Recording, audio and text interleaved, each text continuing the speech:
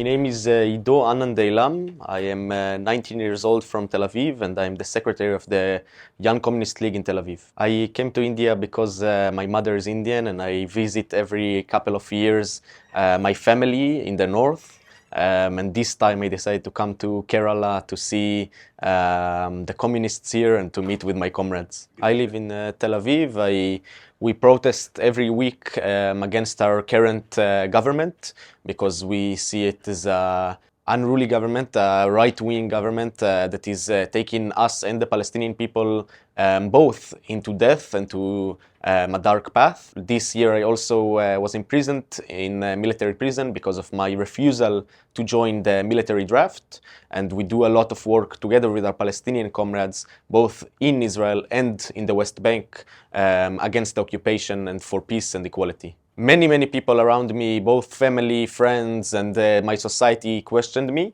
In Israel, it's very unpopular to refuse, but I have my support group, my comrades that are with me till the end, that refused as well, and it really helps to have my Young Communist League comrades around me, both Palestinians and Jews, who, when I refused, came to my help and protested with me and campaigned for my release.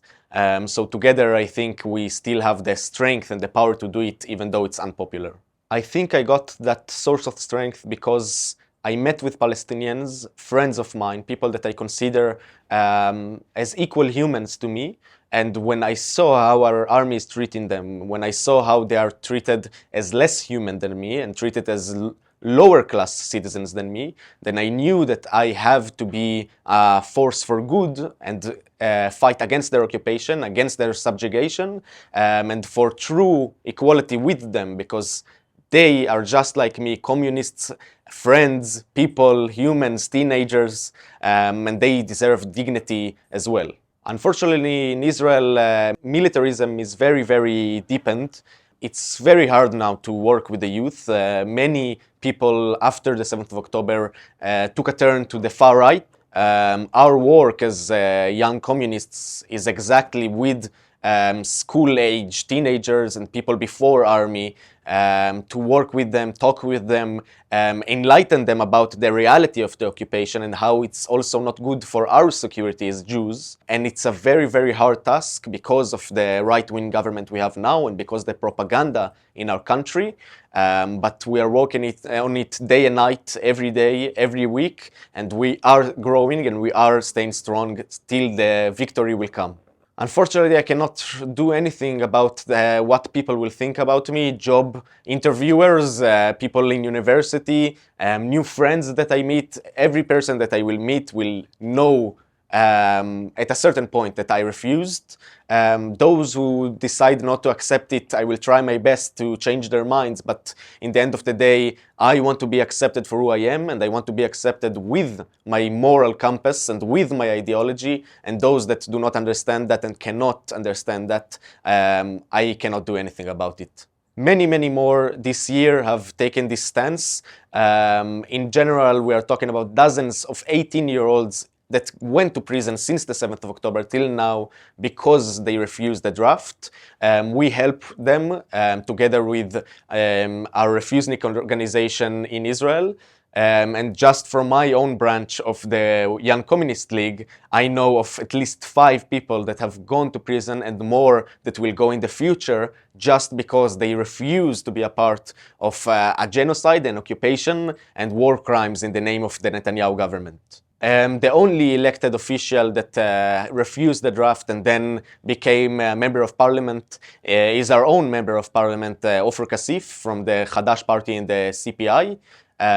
He refused back, I think, in the 90s, and now he's still elected, he's still going on in the parliament, and I think it really shows how the Israeli government and the Israeli right cannot do anything about our movement and cannot stop us, even if they try once and once again to kick him out of the Knesset, and if they try to ban him, he still grows on and he still goes on because we elect him, the people, not the government.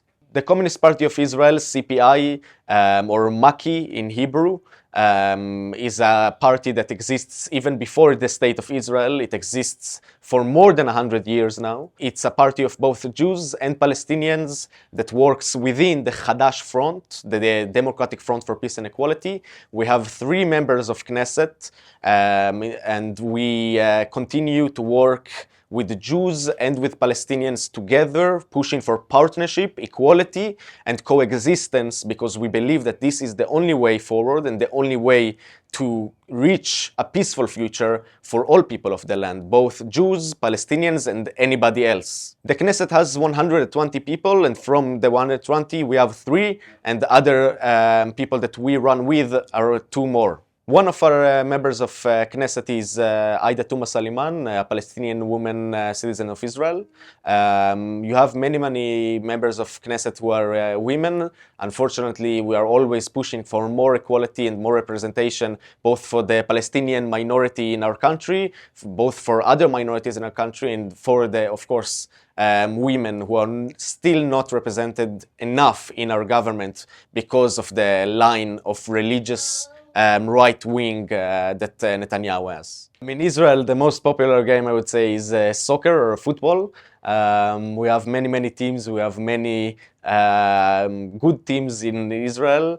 Unfortunately, we still did not reach the point where Palestinians and Jews play together fully in a joint team. But we have our own worker teams in Israel that we support, and we very much fight within the football clubs as well. And besides that, we of course watch basketball. International football for me is less important than my own local one. So my favorite footballer, if I have to say anybody out of all the people around the world, has to be somebody maybe like Messi or Pele. Striker, I would say, maybe. My favorite jazz musician is probably John Coltrane, the saxophonist. But if I have to pick a better answer, I would say Max Roach, who himself was active in communist circles and with the Black Panther Party in the United States. I would say that specifically in my city, Tel Aviv, we have a very large art and culture movement. We always strive to give a home, a leftist home, to many artists so they can present their resistance to the government, the resistance to the war through their art. I myself I am a musician, I play jazz. And we very much always try to connect music, try to connect art to our struggle, both in protests when we hold painted signage and we hold art as a protest, and both within our own halls when we do performances towards the leftist youth of Tel Aviv. Very much enjoy my time here in Kerala. I met many comrades here.